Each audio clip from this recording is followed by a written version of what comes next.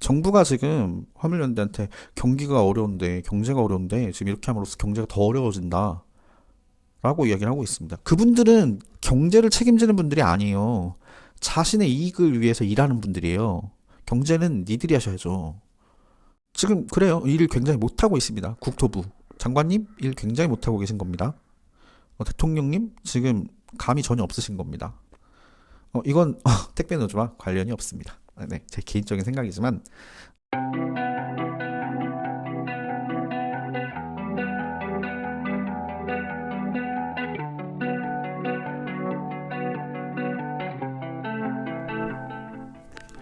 네, 안녕하세요. 홍스입니다. 화물연대가 파업에 돌입한 지 이제 일주일을 향해 가고 있습니다. 파업 시작 일주일 만에 지금 굉장히 긴박한 상황으로 흘러가고 있는데요. 현장으로 업무를 강제로 복귀해서 시작을 하라는 업무 개시 명령이 오늘자로 발동이 되었습니다. 이 법안이 만들어진 지가 18년 정도가 되었는데 지금 단 한 번도 실질적으로 발효된 적 없는 그런 법안인데요.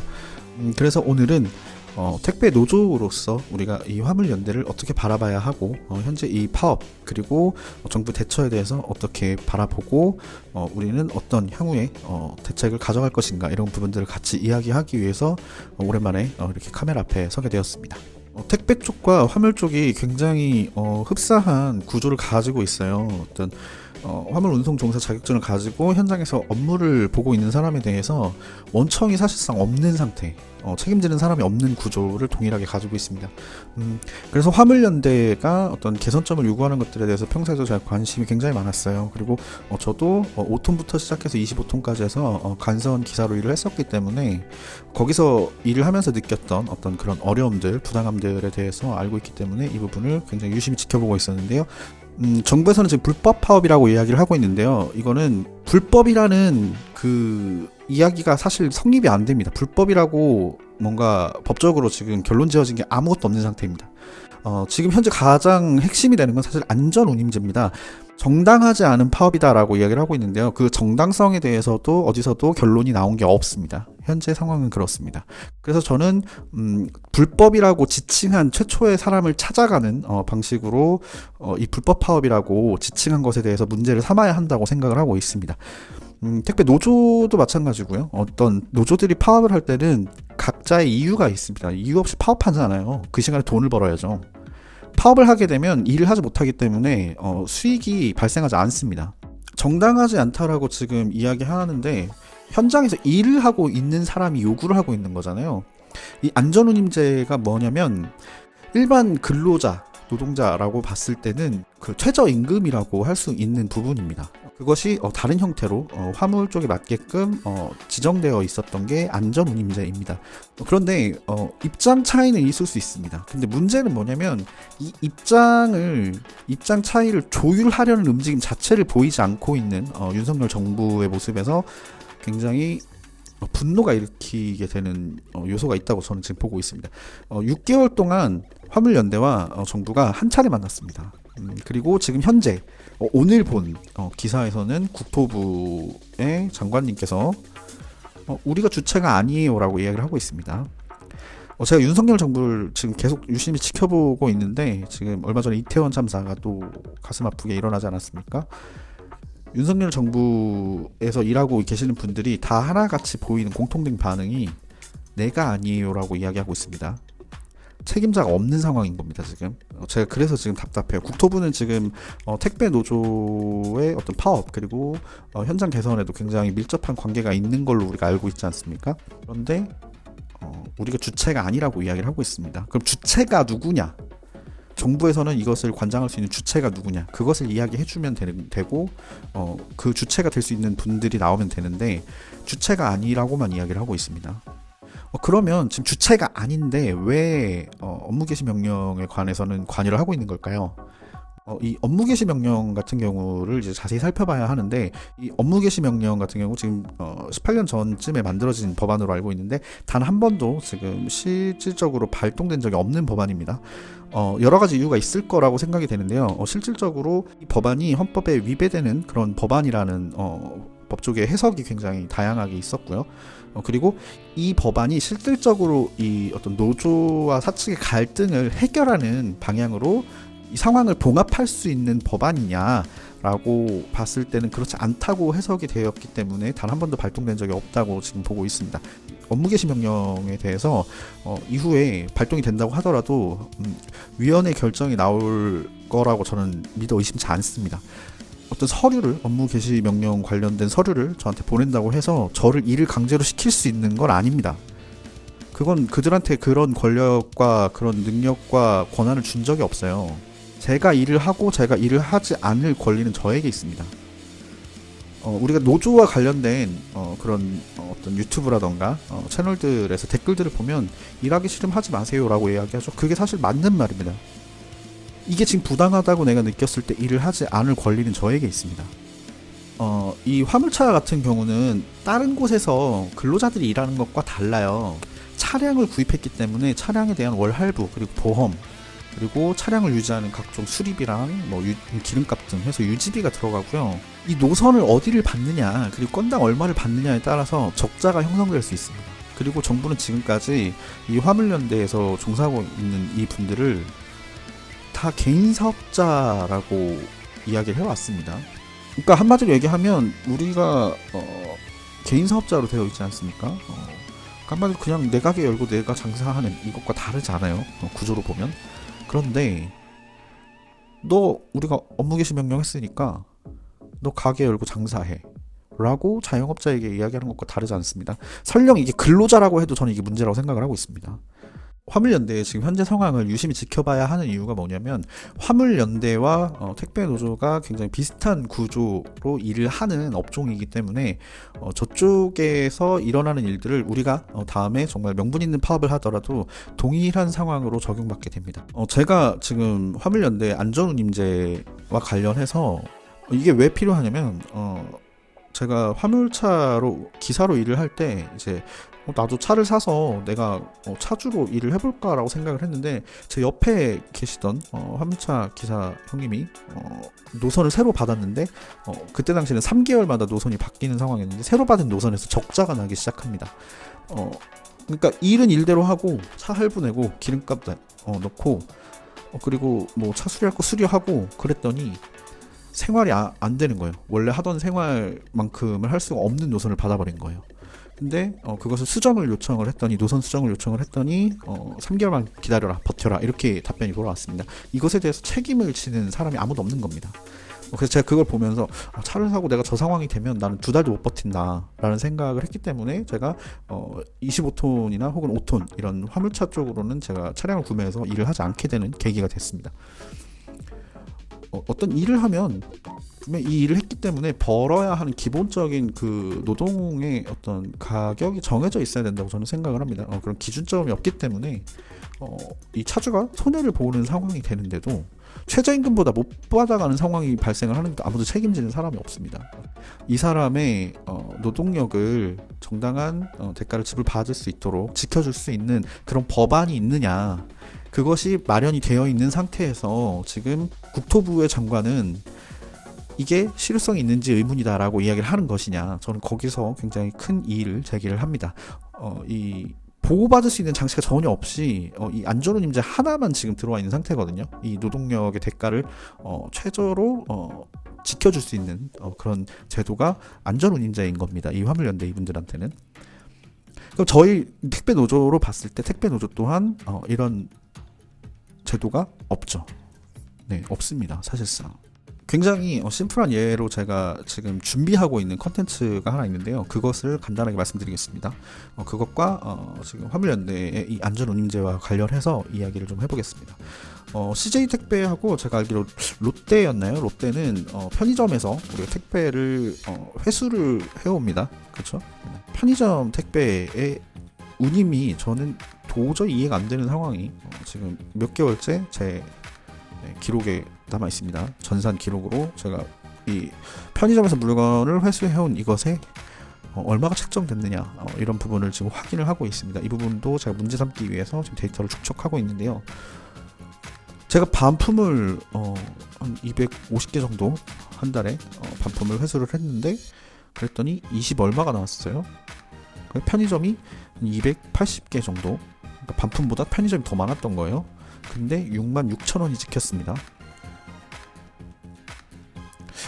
280개인데요. 66,000원이면요. 거의 무임승차에 가깝습니다. 이게 최저운임이라는 개념 자체가 없으니까 지금 이 상황이 벌어진 겁니다. 280개 나누기 66,000원 해보세요. 개당 얼마에 들어간 건지. 말도 안 되는 지금 가격으로 들어간 겁니다. 진짜 말 그대로 무임승차예요. 무임승차. 제가 산 차에 제가 기름 넣고 있는데 그냥 자기 집 집어 던진 거랑 마찬가지입니다. 일을 지금 회사에서 이렇게 하고 있습니다. 그래서 이 최저운임에 대한 어떤 기준 이런 것들이 법제화가 돼야 돼요. 그건 당연한 겁니다. 그래서 안전운임제라는 건 굉장히 좋은 제도였고 실질적으로 현장에서 일을 하는 사람들이 지금 안전운임제를 이제 품목을 확대하고 현장에 이제 그냥 법 제도화해서 그냥 딱 적용시키자, 이제 안착시키자 이렇게 얘기를 하는 건데 국토부 장관이 현장에서 일하는 분들이 이거 좋다고 하는데 모르겠는데 이러고 있습니다. 그리고 이것은 생계 이분들의 어떤 월 수익과도 연관이 있지만 이것이 업무 과로로부터 조금 완화시켜주는 역할로 해줍니다. 예를 들어 운임이 점점 짜질수록 이분들은 그걸 다른 데서 메꿔야 하기 때문에 일을 더 잡게 돼요. 내가 고정으로 들어가는 노선 외에 다른 일시적으로 용차로 해서 이렇게 노선을 불규칙하게 추가적으로 잡게 되면 그것에 대해서 근무 시간이나 이런 것들이 기하급수적으로 늘어납니다. 처음 가는 그런 곳들은 헤매서 가기 때문에 시간이 더 걸리기도 하고요.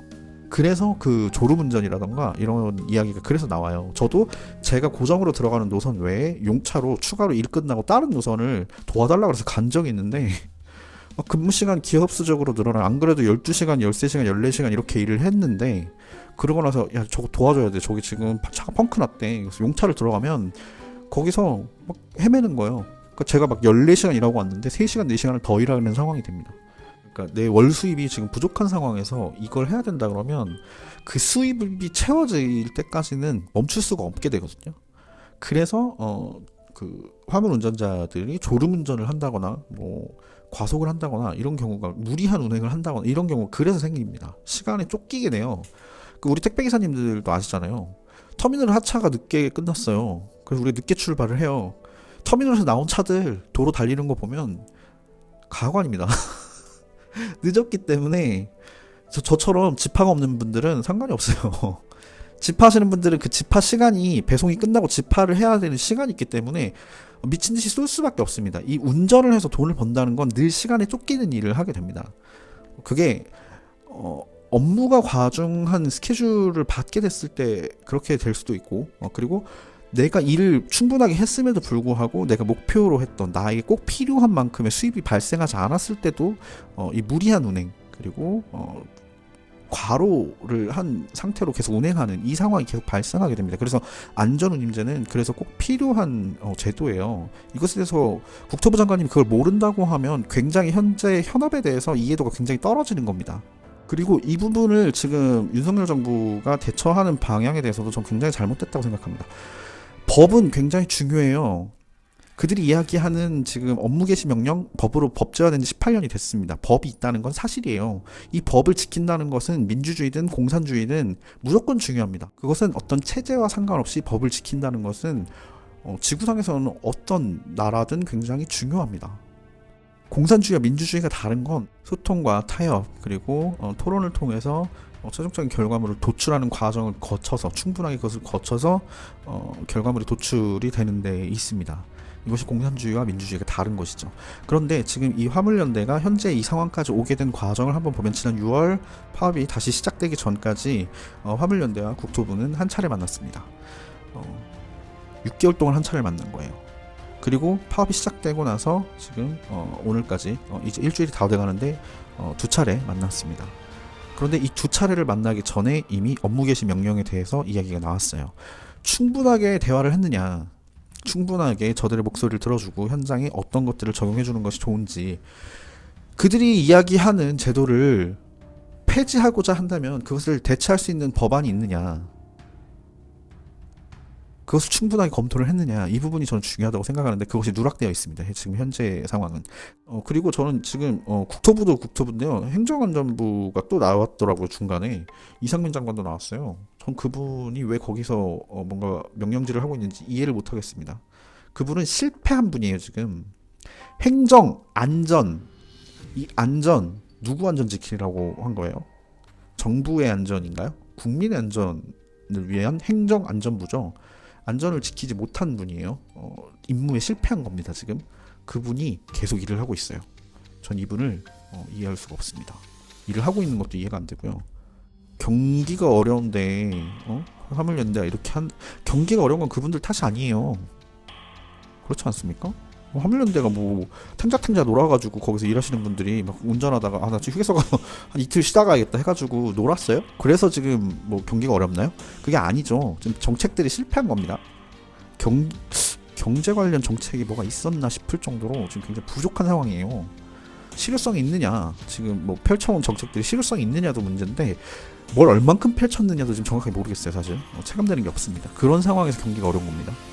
제일 중요한 핵심이 되는 부분일 것 같습니다. 이게 뭐냐면 어떤 현장에서 일을 하는 사람이든 월급을 받는 사람이든 회사의 사장이든 다 똑같습니다. 자신의 이익을 위해서 일하고요. 자신이 속한 집단의 이익을 위해서 일합니다. 정부가 지금 화물연대한테 경기가 어려운데, 경제가 어려운데 지금 이렇게 함으로써 경제가 더 어려워진다 라고 이야기를 하고 있습니다. 그분들은 경제를 책임지는 분들이 아니에요. 자신의 이익을 위해서 일하는 분들이에요. 경제는 니들이 하셔야죠. 왜 그분들한테 그걸 얘기를 하느냐. 저분들은 자신들이 돈을 안전하게 그리고 많이 벌면 좋죠. 그거 위해서 일하는 거 아닙니까? 지금 이 화면을 보고 계신 모든 분들이 사회활동을 하고 있다면 다 하나예요. 돈을 많이 벌기 위해서. 저처럼 많이 안 벌어도 되고 지금 요만큼만 벌어도 돼 라고 생각하는 사람들도 있을 겁니다. 그건 차이가 있겠지만 저도 어찌됐건 이만큼은 벌어야 되라는 게 있잖아요. 전 이만큼을 위해서 일을 하는 거예요. 저는 지금 법적으로는 개인 사업자일 뿐이에요. 제 이익만을 추구하면 됩니다. 그런데 제 이익에 손해가 발생하는 경우에는 저는 이 일을 할 이유가 없는 거예요. 지금 그분들이 그런 상황인데 전체 경제가 어려우니까 니들은 일을 해 라고 업무 개시 명령을 내린 거예요. 경제가 어려우면 니들이 해결하셔야 되고요. 이게 이해가 안 돼요. 지금 왜 그분들한테 경제를 얘기를 해요. 그분들 때문에 손해나는 회사들이 있다면 빨리 그분들과 협상을 진행해야죠. 이 일을 시킨다는 게 아니라 그분들이 안전운임제가 없음으로써 불안정하게 일을 하게 될 거라고 생각해서 계속해서 협상을 요구하고 이 안전운임제의 연장이 아니라 제도와 법제화해서 이제 정착시키자라고 이야기를 하고 있는 거 아닙니까? 그게 안 된다고 하면 대체적인 법안을 만들어주던가 해야 되는데 그냥 마냥 일을 하래요. 그게 지금 12월 31일로 끝나는 제도예요. 여기서 3년 연장해주겠다고 했는데 왜 3년만 연장을 하는지도 이해를 못하겠어요. 왜 3년을 들고 나온 걸까요?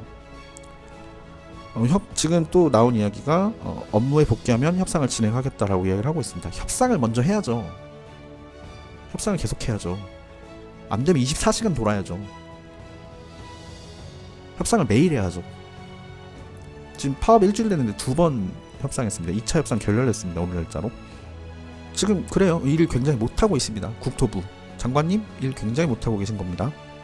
대통령님 지금 감이 전혀 없으신 겁니다. 이건 택배노조와 관련이 없습니다. 네, 제 개인적인 생각이지만 지금 1차적으로 화물연대가 여기서 밀려서 저분들이 뭔가 불합리한 상황이 된다면 특수 고용자들은 대체적으로 다 동일하게 적용받는다고 보시면 될 것 같습니다. 저는 지금 현재 상황을 그렇게 해석하고 있기 때문에 오늘 급하게 이 영상을 좀 만들어서 올리는데요. 날씨가 갑자기 또 어제부터 추워져가지고 지금 굉장히 투쟁하시는데 어려움이 많을 거라고 예상이 됩니다. 저희가 저희가 올해 65일간 파업을 했기 때문에 겨울에 추운 데서 파업을 해봐가지고 그 어려움을 좀 알다 보니까 굉장히 걱정이 많이 되는데 화물연대 여러분 힘내시고요. 택배노조 여러분들도 관심 있게 지켜봐 주시고 우리와 같은 구조를 가지고 있는 또 업종이고 하다 보니까 우리가 좀 도움이 될 수 있도록 예의주시하고 정부의 리액션에 대해서 예의주시하면서 대응책을 함께 마련해 나가면 좋겠습니다. 굉장히 오랜만에 또 왔는데 갑자기 급한 상황이어서 제가 한 일주일 넘게 지금 이 상황을 모니터링을 다 하면서 정보를 좀 모으고 있는데요. 지금 화물연대나 택배노조는 같은 구조를 가지고 있잖아요. 이것에 대해서 2차적으로 해외 사례를 좀 몇 가지 좀 찾아본 게 있어가지고 그리고 지난 65일 파업할 때 제가 올렸던 영상 중에서 해외에는 사업자들도 노조를 만들어서 활동을 하고 있다라고 얘기한 부분이 있어요. 이 부분에 대해서 해외 사례를 좀 찾다가 딱 맞는 사례가 있어가지고 이 부분에 대해서 다음 컨텐츠에서 같이 이야기 다시 나눠보도록 하겠습니다. 긴 내용이 됐을 텐데 조금 현재 상황을 정확하게 이해하지 못하고 계신 분들이 계시면 좀 이해하는 데 도움이 됐으면 좋겠다는 생각이 듭니다. 지금까지 택배노조의 홍스였습니다. 다음 컨텐츠에서 인사드리도록 할게요. 감사합니다. 투쟁!